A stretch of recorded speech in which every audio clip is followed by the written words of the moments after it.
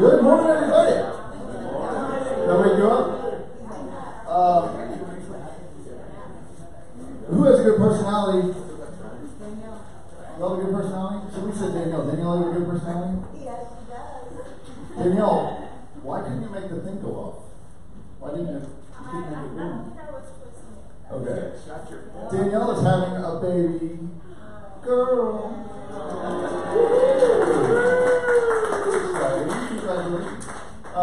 All right, so personality is the temperament. I read this somewhere. I don't even remember where, but I read that personality is the temperament and traits with which you were born.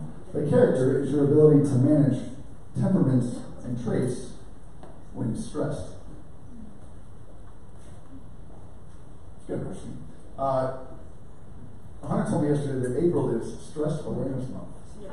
So I'm just going to tell you some stress reducing tips. So don't stress them out about that. All right, so a couple things. Mastery. We're going to talk about the Never Split the Difference book. So what we've covered so far, remember we did learn about listening with the goal of extracting and absorbing as much information as possible. Learning to use your different voices. Mirroring, talking about the last 1 to 3 words that they said, and then labeling, applying words to their fear. So exposing light to their fear. So it seems like, it sounds like, it looks like. Who tried that? Anybody? Anybody try that? How did it work? Here we go. Yeah. I tried it on my wife. It was good. It actually worked really well. Sounds like you're really not ticked off. Seems like you don't like me right now. Seems like you want me to help you. Seems like you want me to get home earlier. Okay. Seems like you want me to repair the screen in the back door. So then this week we're going to talk about the power of the word no. So good negotiators, Chris Voss says this, good negotiators know that their job isn't to put on a great performance, but to gently guide their counterpart to discover their goal as his own. It's a little bit confusing. I'll read that again. Good negotiators know that their job isn't to put on a great performance, but to gently guide their counterpart to discover their goal as his own. In other words, your goal as your counterparts. So what does no mean? What do people mean when they say no? What's that? No means no? Not now? Nothing means not now?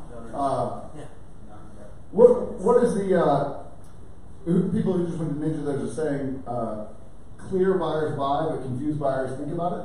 Remember that? So sometimes no just means they're confused. These are some alternative meanings of no. I'm not ready to agree yet.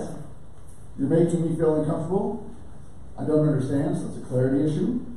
I don't think I can afford it, so that could be an embarrassment issue. I want something else. Again, clarity or you're not listening. I need more information, clarity.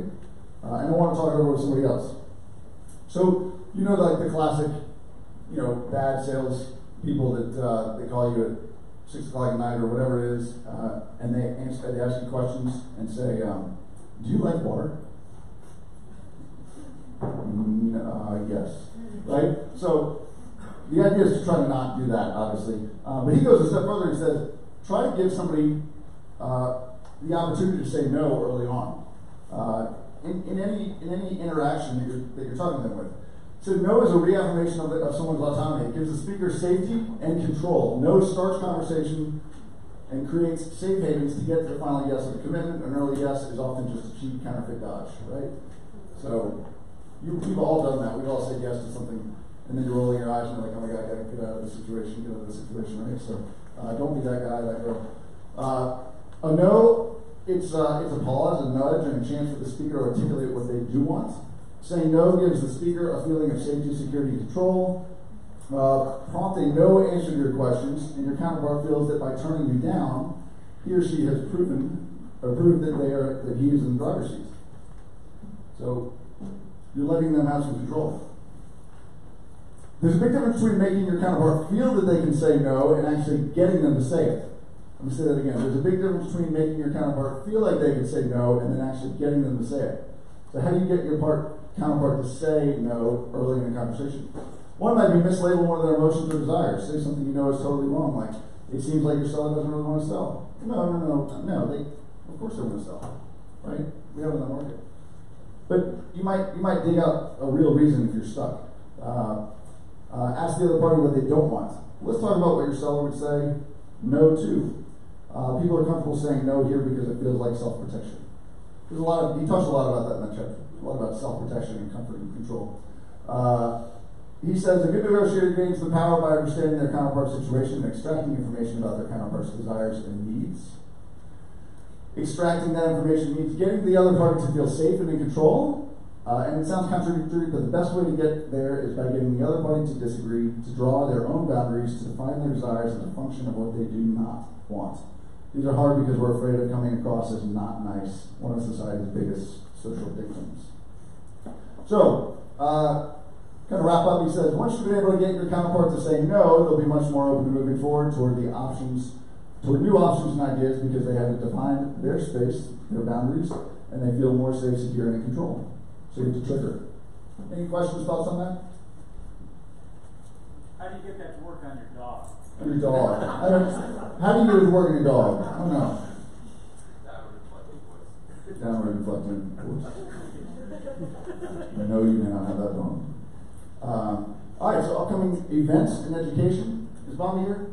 I'll touch on these. So we got a salesman today. There's a V-Talk today. This is still happening, right? No, this is canceled. Okay, I thought it was canceled. So don't look at that. It's canceled. But there is this is awesome, y'all. Do you know what this is? Who knows what this is? What is it, Tony? It's the new healthcare that's it's the new healthcare that's being provided by is it NAR or TAR? TAR. So you guys are supposed to be given a whole B-Lab on how to get involved and what it's going to cover and all that good stuff. Thank you. So if you do not have health insurance, you need a review on your health insurance.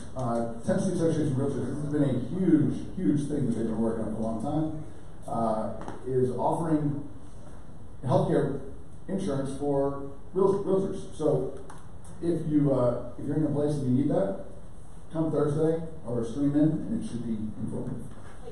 Yes? Even if you're on the exchange, I've priced it so far. Hold on, will you, so the people streaming can see, hear you? Yeah, so I kind of talked with him at TAR. I'm excited to come to this, but even if you're on the exchange and you're compliant, you still may want to look at this plan. There is a group discount, and TAR is the first trade association company or country to be able to offer this. Pricing it for me, it looked like it was about a $200 a month difference in price. So even if you are on a plan, I go ahead and come to this class and learn. The deadline is May 1st, and it'll kick in June 1st. Thank you, Anna. All right, that was really helpful info. So deadline May 1st, it'll kick in June 1st. There's a Greater Nashville Realtors membership luncheon on Monday. You go to greaternashvillerealtors.org and sign up. And then Jumpstart is next week, and there's some VMIT training as well next week, and then Jumpstart continues the following week. Any questions on that? All right. Moving on to some news and announcements. Hunter, what you got? All right. New tech here. Richland Creek Run, it is happening. Stacy. Yes, super excited. Super excited. So we have some people signed up already. So if you had, but there's still time. It's happening this Saturday. So show up. Also, you might have prospects or clients who are going to be there, so you can check out this link here and see who's there. You might know somebody. It'd be a great way to make a connection. 350 people are signed up. 350. The Soul Partner Program. I've 350 got 8 people. that I knew on the list, and that conference is sign up. Yeah, so do that, check it out. Not on the agenda, but something that I wanted to mention today is Betty White's 97th birthday. You know who that is? Betty White. She is a national treasure. Young folks may not remember, but like my generation, she was Golden Girls, you know. But then way back, she was 27. So I googled some of her quotes. I thought was interesting, and 97. She's got a lot of wisdom. She says, retirement is not in my vocabulary. They are not going to get rid of me that way. The bottom line is I'm blessed with good health. On top of that, I don't go around thinking, oh, I'm 90. I better do this or I better not do that. I'm just Betty. I'm the same Betty I've always been. Take it or leave it. She's big into animal awareness, and so that's kind of been her mission in life. And anyway, she's just a really cool person. Worth highlighting. Zach mentioned that it's National Stress Awareness Month in April. So don't go to this yet, because there's a little bit of background info about stress that I thought was really interesting in reading up on it. One is that primarily stress is we have a physical response, not just it makes us tense, but we actually have our body goes into fight or flight mode, kind of behind the scenes, and it releases a complex mixture of chemicals and hormones into our system, and blood gets diverted from our muscles or to our muscles, and just kind of does a lot physically to us that we can't, we don't always know, you know. And it also, as we know, it might, if you're like, it kind of attacks the weaker part of your body. So if you're prone to headaches or skin, like eczema, like it'll flare up in times of stress. You'll get headaches, or on the character side, if you're prone to like have less patience with people, you'll kind of lash out a little more easily. Anyway, kind of like, so in the spring of 2008, so y'all remember like tough real estate time? I was here and working. We were building a lot of condos. Worthen Phase 4 was delivering 120 units. We just had our fourth child under. Our oldest was under 6, or she was 6. So I had like a 4-month-old, 2, 4, and 6. So a lot of stress. The market's like, condos went from being like, oh man, got all these cool projects, to like toxic asset. Do not want them. And here I got like 200 coming on the market. Worthen burned down, and the like part of Worthen caught on fire. So there's a lot of stress. So my appendix just ruptured. Like out of nowhere, like healthy. I was like 30. 34 years old, something like that. And anyway, so I just thought that was like, looking back on that now as I was reading this, I was like, that's probably like mostly a stress-related, physical thing that I didn't realize was going on behind the scenes. So we can't like avoid stress entirely. We're going to have stress, but we can manage it. So some tips: prioritize your health, get sleep. Deep breathing. Every now and then take 30 seconds. Just take some deep breaths. Stay hydrated. How much water are we supposed to drink a day? More than we do, probably. But it's like something to do. You can Google it. Like your weight, body weight, 75% of your body weight. Get moving. You got all sorts of like apps on your phone that track how many steps you take. Just get moving. Get your blood flowing a little bit. Another good one, just you can get in kind of that negative loop, like, oh gosh, toxic acid, what am I going to do? Or you can have, look for ways and things that you're grateful for. So, we actually didn't do that today. What are we grateful for? Besides the press. But you can't be grateful and anxious at the same time. So if we really practice gratitude, that'll kind of wash over a lot of the anxiety we can carry around. So set aside some time to think about stuff like that. Learn to say no. We just talked about learning to say no. So anyway, just thought that would be a good thing. It's not every month has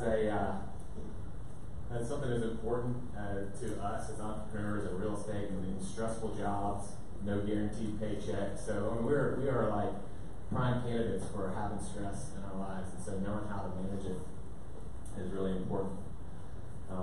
March was National Cheerleading Safety Awareness Month, so we did not focus on that. But this is a good one for us, right?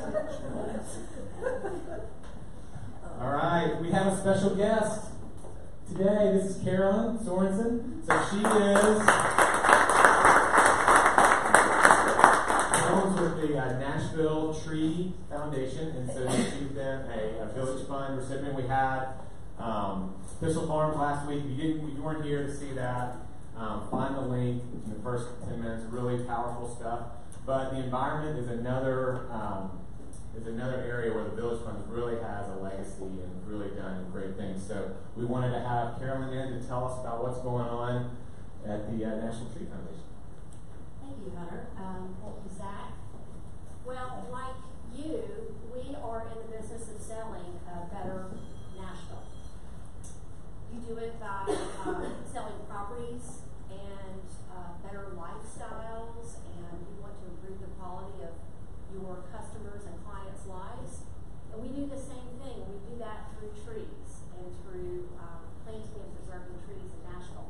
Are any of you all aware of what happened downtown a few weeks ago? Yes. Okay. All right. So we really value what trees do, and so how do we do our business? Well, first of all, I want to thank you for the support that you all give us. Through your support, we have been able to distribute free trees to residents through a Tree Giveaway program throughout 8 farmers markets in Nashville last fall. We're going to continue that this year, and we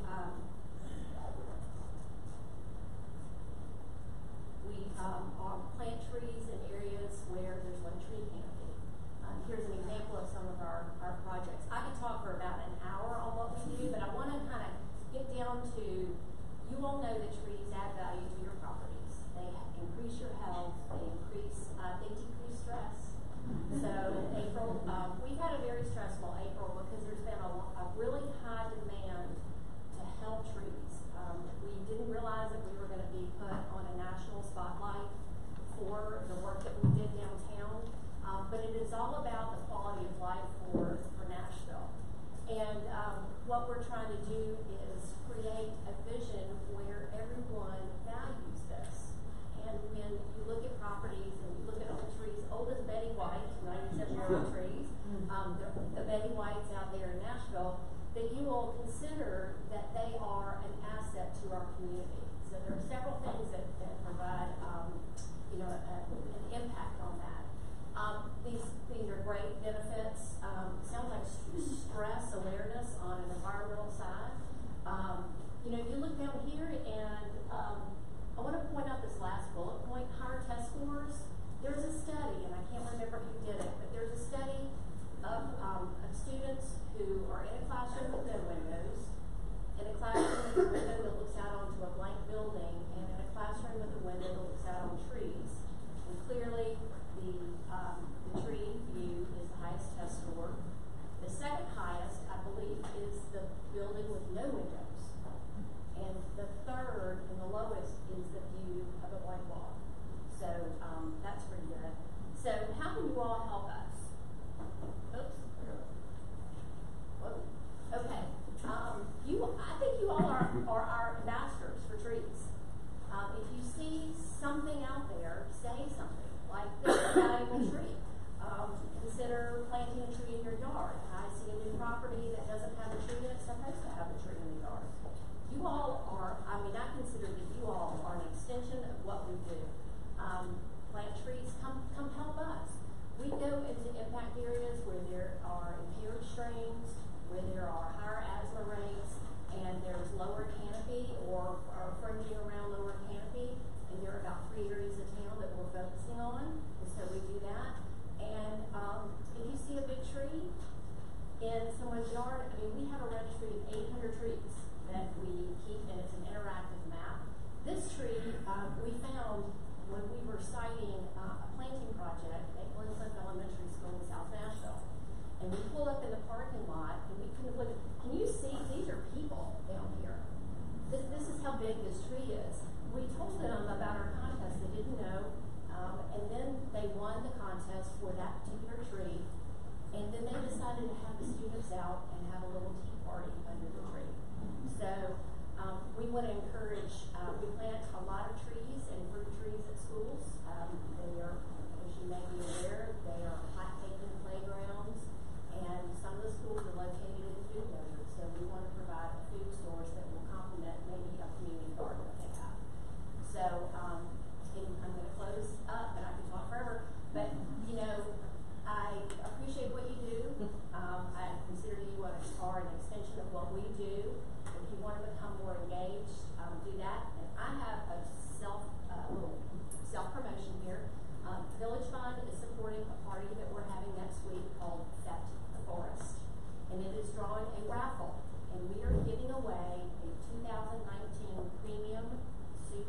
Forester from Wyatt Johnson, and they have a lifetime dealer warranty, or we're giving away $25,000 cash.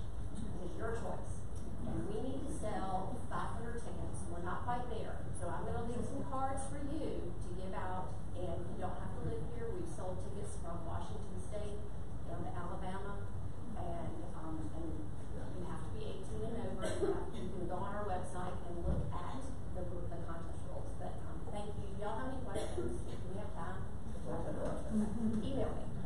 Yeah, so that event is next Thursday, Next Thursday. 24th, and we have, because we're a sponsor, we've got a couple of free tickets to the event.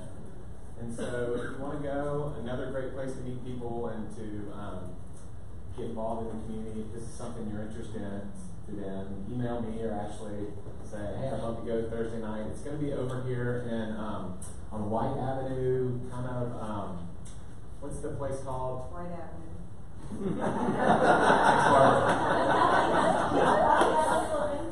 The White Avenue event space. Yeah, Ashley, Hilbert, and Scott Hilbert. Yeah, they got like a cool space over there. Bird.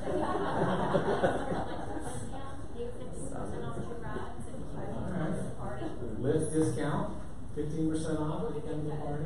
Give you the code, and we got raffles up here. So, thanks so much for coming.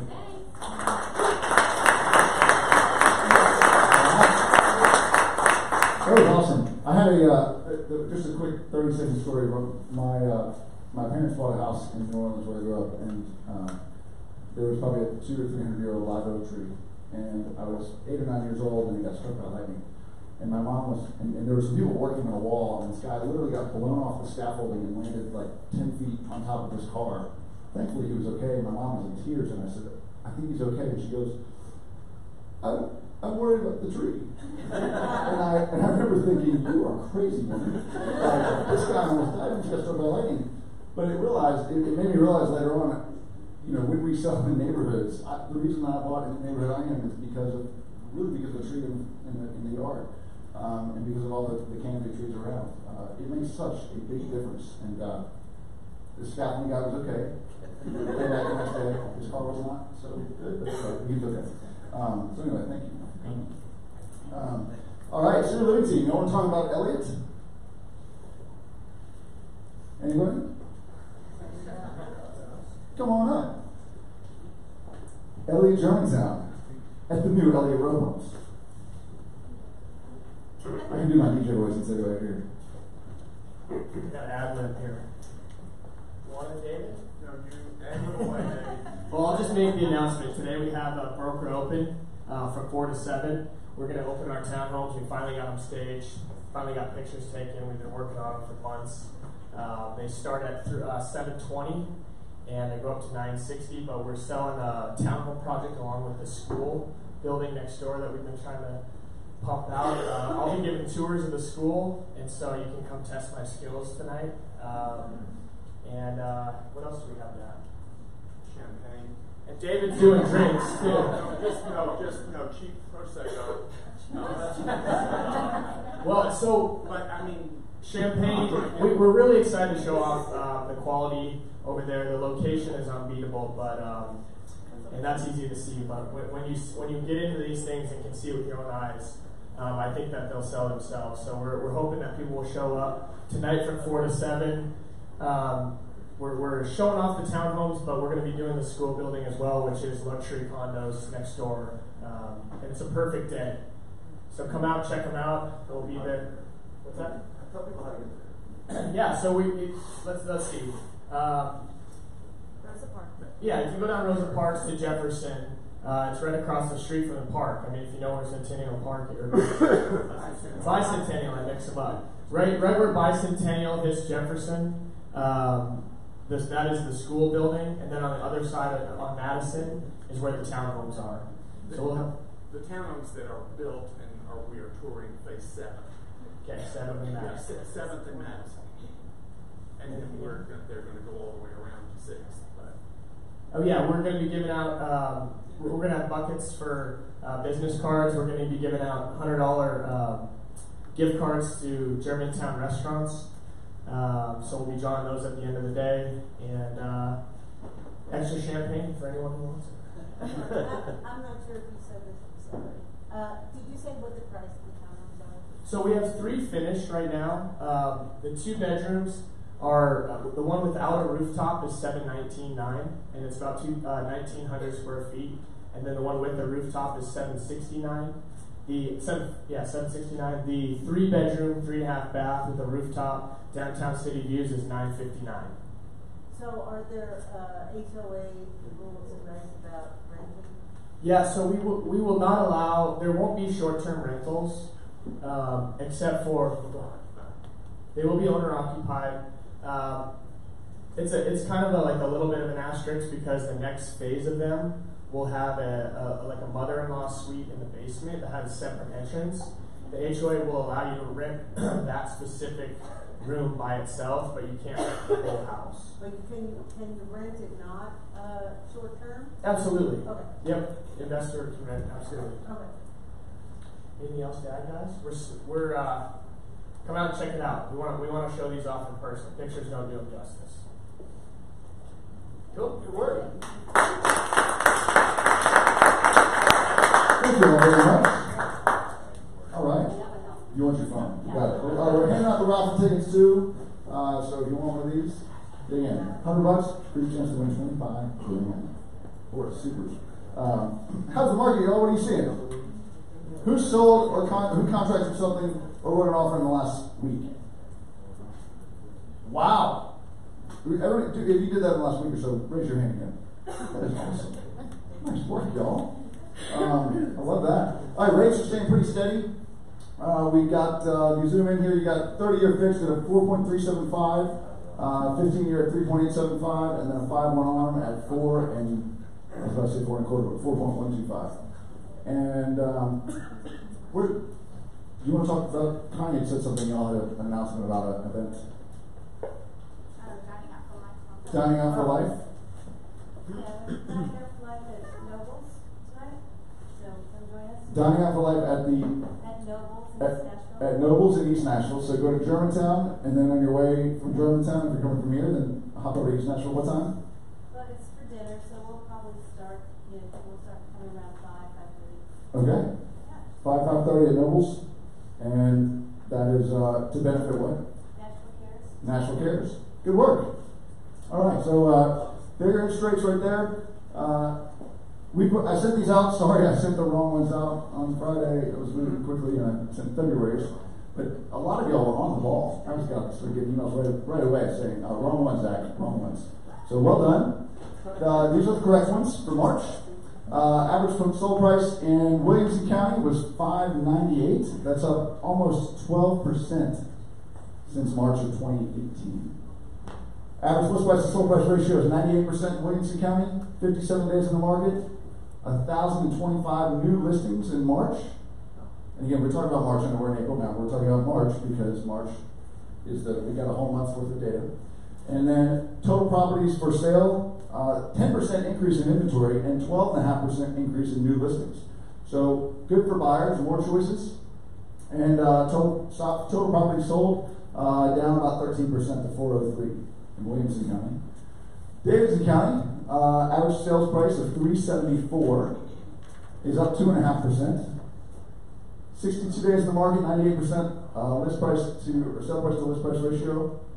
There are 1,860 new listings, which is about even. And there's, in terms of brand new inventory, but there's 3,412 homes on the market, total listings in March, which is up about 13%. Closings down about 6%. So more inventory means it's better for buyers or sellers? Generally it's better for buyers, right? Although sometimes it can help, I guess more inventory can also lead to more closings with a lag effect. So I pulled some data from Lawrence Yun, the chief economist from NAR, just about the market, and this is nationwide. But this is in your inbox, so if you want to pull any of this stuff out and share it. These are his slides, so there's this funny little line at the bottom of it. It's a little bit annoying, but that's just what it is. So deal with it as you will. The months of supply versus price change, he said it's an inverse relationship. He said if months of supply is greater than 7 months, then prices will decline. So if you look at 2002, 4, 6, 8, 10, the blue line is the price changes, right? So prices are rising, rising, rising. And then when the months of supply, which is over here, hits 7, which is right about there, that's about when the prices start to decline. Kind of interesting. As months of supply went up, as it came down a little bit, prices started going up. As months of supply went up, prices went down. As months of supply went down, prices went up. It's just supply and demand. So where is supply right now? This is kind of the price percentage change, and this is the supply. So where's months of supply nationwide? It's about what? 4.5. About 4.5, somewhere in there. That's pretty healthy. Now this is a lot of kind of nitty-gritty stuff, but I'm going to highlight a few things. So this is looking at 2004 versus 2018. So Hunter City got stressed in 2008, but 2004 in theory was a leading indicator for 2008, right? So what were the housing starts? The number of housing starts in 2004 were 1.9. So a lot of houses being built. There are less houses being started now, 1.2. Existing homes available for sale. There were more available, now there are less. The months of supply was 4.3, now it's 4.4. That was good on the graph. 30-year fixed rate mortgage rate is down a little more than a point from where it was 10 years ago, or what was that, 14 years ago. Rental vacancy rate, there's a lot less vacancy, so only 6.8% vacancy rate. Home ownership vacancy rate, I didn't even know this was a thing, but it's about the same, a little bit less. And then unemployment rate from 5.6, now it's at 3.7, and then the non-farm employment, so there are almost 131 million people employed, and now there are almost 150 million people employed. So more jobs in the economy means more money to spend on housing. Adjustable rate mortgages as a percentage of all loan applications, this is crazy. It was almost 30% in 2004. Almost 30% of all mortgage applications were adjustable rate mortgages. Now it's 6.5%. Home equity about the same. Mortgage originations, this is wild too. Look at this. Mortgage originations with credit scores of less than 620. So these are originations. So that means it actually they were granted a mortgage, right? Right? Just make sure I get my terminology correct. Almost 80 million. Now it's at 16 million. Ooh. Households and nonprofit organization mortgages. I'm not sure what that means. Go down. There was mortgages in foreclosure. There's a lot fewer mortgages in foreclosure. 490,000 back then, 402,000 now. Anyway, that's some interesting stuff. So there's a little bit more data in here. The affordability index, it says the weakest in 10 years, meaning things are not as affordable. And we've all talked about that, right? House prices are expensive, things are not as affordable. But if you look it back to where it was in 2004, 5, 6, it's actually so the higher the better, right? So things are actually more affordable than they were really affordable in 2011, 2012. Low unemployment rate, lowest figure since 1969, been on a steep decline. 103 straight months since February of 2010. Pretty cool. Net jobs generated by industry. This is interesting. So professional business and services has generated the most jobs. I would think there would be more money in that as well, just from the manufacturing or obviously commercial activities. There's probably good money in that, mining and logging. But there's some higher end education, healthcare, some higher end industries that are getting more jobs. So it means more money in the economy. Which also means more money to spend on housing, which might help increase house prices. And starting to see patterns here. More job openings than job seekers. This is the number of people looking for a job has gone down. The number of jobs available has gone up. You've probably seen signs for that around town. Early stage of delinquency. This is sort of pre-foreclosure. So if they're 30 to almost 60 days late on their mortgage payments, that was at its lowest point in 2016, Q3 of 2016. I don't know what happened here. Somebody got spooked a little bit, Q3 of 2017. And then it's still really low. Last stage of delinquency, this is like you're more than 90 days late, you're in foreclosure. Super low. Homeowners, number of homeowners has increased quite a bit in the last, since 2000. The number of renters seems to be leveling off. See if I can do that. Hang on. Is that it? No, one more. So I think these are in millions. You had a thought. Well, my thought was, I think, what's this? There's a percentage homeowners number that typically fluctuates between 60 and 70% homeowners, and it got down in the downturn just below 60%. I think I thought this was that slide showing that it was at 77%, but apparently I was off. I'd be interested to know where that one is now. I actually have that slide somewhere. I thought it was in here, but I have it somewhere. And it is so basically in the kind of the 2005 to 2008 range, there were too many homeowners, right? So hence all the adjustable rate mortgages. So there's a balance, there's a healthy equilibrium there. All right, so tools. So did you all see what it said there? It won't swing itself. I thought that was funny. Where to find the how to market social media files. So those ones I just sent out on Friday, those are on the market. So if you click on marketing and then go over to, this is where the development stuff was. Now we've got a little section called how's the market. You've got some square ones for Instagram if you want. So those are coming up. They may not be live yet. They got uploaded initially and they were PDFs as opposed to JPEGs. So and they also had my name on it, which was not supposed to be there. So should be up today. Thanks, Hunter. There you go. Download it. Couple tips. All right. So this is really cool, y'all. This I got excited about this. What is PMI? Private mortgage insurance. All right. Who has to pay private mortgage insurance? Less than 20% down. Okay. Does it ever go away? Yes. When? You have to have it 2 years and 80%. Well, doesn't go away. If it's conventional, it doesn't go away. When you get to an 80-20.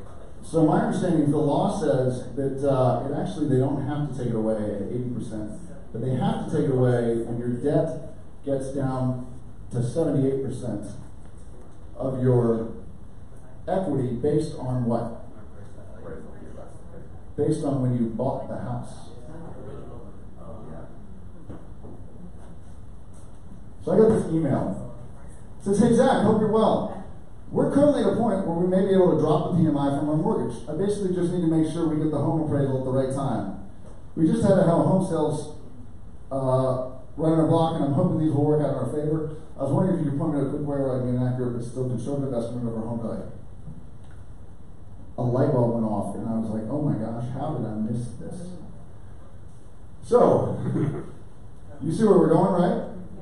If somebody bought their house in 2012 or 13 or 15, do you think it's gotten a little bit more valuable?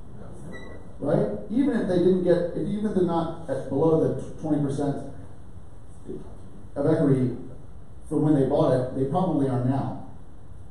How much does PMI cost? What is it, roughly? Well, the rates have gone down. Yeah, it used to be a lot. It used to be a couple $100 a month. Could be a couple $100 a month, but now it's less. Regardless, you're spending hundreds of dollars, sometimes thousands of dollars every year. Your clients are. This is a golden opportunity to help. You can be a hero for your clients. Go through your past closings, or anybody in your database who's had a loan over 80%, but which is less than 20% down. So if they're paying PMI, you can look at the tax records, you can look at the HUD or ALTA to figure it out. As we said, it's required on all loans. But the loan servicers, they only have to eliminate PMI once the loan balance drops below 78%. I guess that takes into consideration some fluctuations if a home price value went down. But that's based on the initial sales price. In other words, once my principal has been paid off, they can reduce their risk.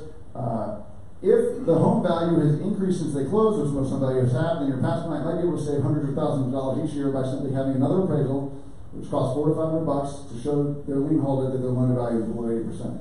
Call your people and tell them this, and say, hey, I was just having to, do a little real estate review. I was happened to be driving through the neighborhood. I was going through closings I had a few years ago, and I remember you paid PMI. Are you still paying that? Have you ever thought about getting a refinance? Do they have to do that? No, they don't. Have you ever thought about getting another appraisal? I might be able to help you get rid of that. Is this helpful? Anybody done this? One person's done this. 2 people, 3 people. This was a light bulb. I don't know how I never thought of that. So y'all are smart. Good work. So you can be responsible for helping your clients save thousands of dollars each year in actual real money. So who can do that? Who will do that this week? Who will do that with at least 3 people this week? Will you send that, Zach? I sent it. This is already in your inbox. All right. Good work. Progress. Hunter Connolly. All right. What are we working on?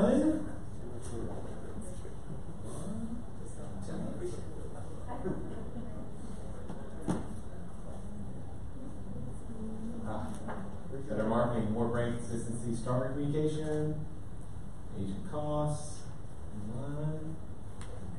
Why is that blank? Okay, Village Fund, the in-focus ads are out. So thanks, we had enough people to do 2 full-page ads. So that's awesome. That's up from 0. So let's keep getting them out there. If you got listings, it's a great way to share the costs and get exposure to your listings, but also get great exposure for who's ordered a professionally printed brochure yet? Okay, we've got some out. So do this for your clients. Keep your listings looking good. Also, we've got the new Just Listed and Just Sold coming soon. The same place that Zach just mentioned on VRS-market.com. And finally, get your new signs. If you haven't already, they are pumping them out as quickly as they can. Ashley is tracking it. You may have signs down there. Let's get them out, get them in the marketplace. Keep your these work really well with our frames that you can buy for $10. So don't try and jam them into the wrong size frame. Or I saw one this morning on the way in that had blown out because it was the wrong size frame, so it didn't work exactly right. So just spend an extra $10. The riders go on top. That looks the best. Boost. All right, so we're 2 weeks out from having Boost. Remember, Boost is the social media advertising that will go along with any listing you put in MLS that's over 200,000 and not part of the big project. Don't wait for that to happen. If you got a listing, we'll be cool. Within a week or so of our launch day, if you miss it, we'll make sure your listing gets an ad. So we don't want people holding off just to do that. Megan Manley, you had Megan's a Village Fund supporter with Rebuilding Together Nashville, and there's an event with them on June 2nd, and she wanted us to know she's got there's 12 slots available to play at Topgolf, food, drinks, a good networking opportunity, but also supporting Rebuild Together Nashville. So let us know if you want to be a part of that. We'll give you more information. That's June 2nd. And then lastly, one of the things we're working on is closing paperwork reduction. So one of the things we noticed, there's just a lot that you guys have to track and do when you're you're going through the contract to close process. So our goal is to get that down 20%. That's just kind of, I don't know if we'll get exactly 20%, but our goal is to reduce it, simplify your lives a little bit. So Brian Stoltzfus, Susan, Colin are all kind of spearheading that process. If you've got ideas like, hey, do we really need to do this? Why are we doing this? Talk to them, but we want to make your lives better and simpler.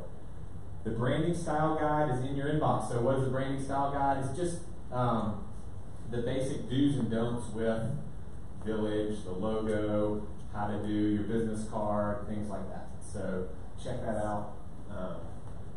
Lastly, the coming soon, we do the coming soons where we talk about, and I love it because kind of do the whole round table, but just notice this is your time and we want to make it valuable. So if that's something like last week I noticed a lot of people kind of drifting out when we started that. And so it could have been because we kind of went over and it was over an hour. And so, but it also could be not a great use of everybody's time. So give us your feedback on that. Do you love going through the coming soons? would you rather just get a printout? I'm getting a lot of nods that we want to keep doing it. We don't need to change it, but I just want to make sure this is a good use of your time. We love having a packed house in here, so give us that feedback.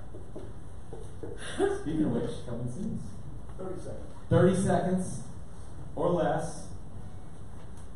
Jan, where are you? I saw you.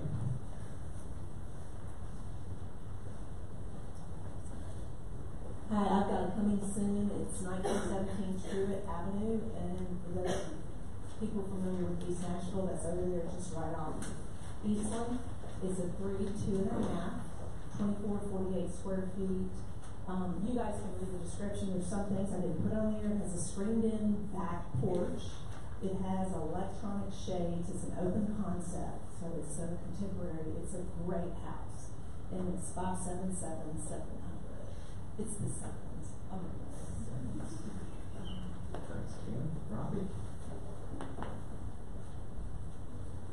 So you may have seen this one on the Facebook group. It's 1629 5 Bowling Street.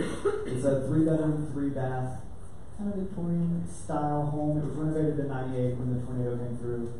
So pretty extensive renovation then, but could definitely use some cosmetic improvements.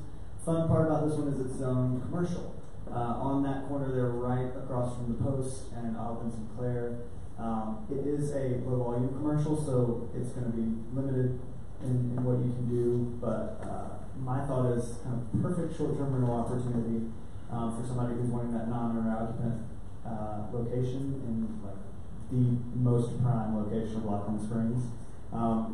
Kitchen bats could use updating, but overall feels like a pretty solid house. So if you have questions or want to check it out early, it is full of crap, let's be honest. So if your buyers can look past that, that's ideal, and I can give you more information if you want it.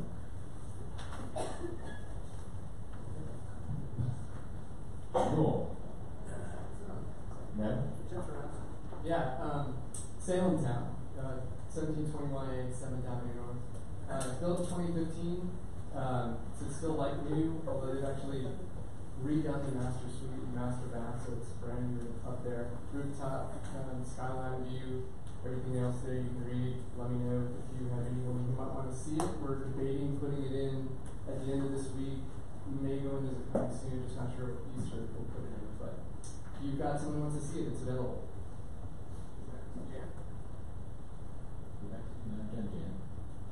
Jamie's not here. We are Jamie, not here. Emily Benedict here.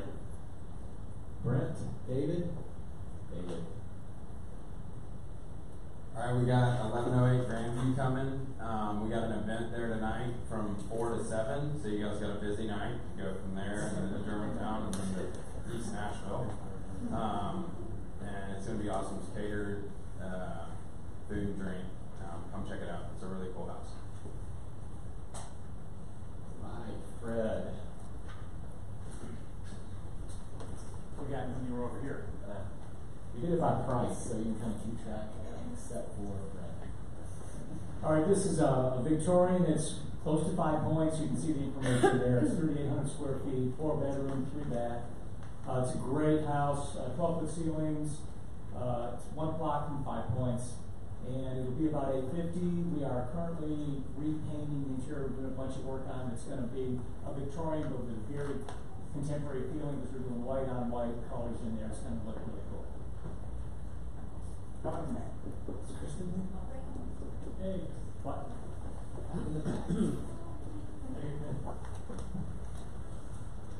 Yes, so I have 1501 C9th Avenue North in historic Wayne Vista, but it's walking distance to everything Germantown has to offer. It was built in 2016, detached HBR, 202.5 bath.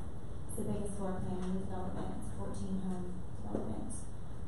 Super cute and has a lot of things to come and check out. Cool. All right. There was no historic Buena Vista when it was rupturing in 2008. That's a new term. All right, takeaways. That's it. What were y'all takeaways today? What were y'all's takeaways today? PMI. Trees. Stress. What's the last one? The stats from Stats from 04 to compared to 18. Just say no. Just say no. No, I'm not going to do that. All right, that's it. All these slides are in your inbox. We'll send them out again in a little recap this afternoon. And if you have any questions, stop by and say it. But y'all have fun. Have a good week.